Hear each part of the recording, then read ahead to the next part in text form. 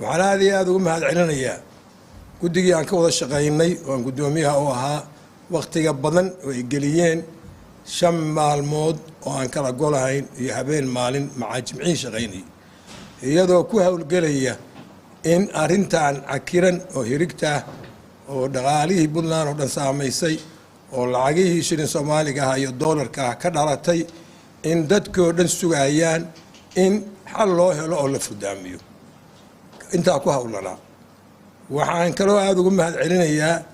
hay'adihii iyaguna private ka ahaa oo hay'adaha maaliyadda iyo lacagaha iyo taasgaarsiinta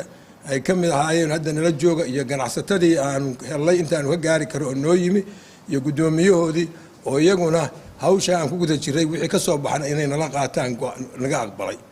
waxaan gaar ugu sii mahadcelinayaa iyaga laftigooda in ay galabtana nala aqbaleen waxaan u mahadcelinayaa madaxweynaha dowladda Puntland Siciid Cabdullaahi Deni oo aanu saaka brief garaynay sida wax u yihiin oo aan u sheegnay u akhrinay oo sida ay tahay iyadoo aan xaraf laga bedelin sideeda ku aqbalay marka intii aanu hawsha u qabanay ka qayb qaadan lahayd oo dowladda iyo private sector-ka ama ganacsatada gaarka ah qaybahooda kala duwan oo ganacsato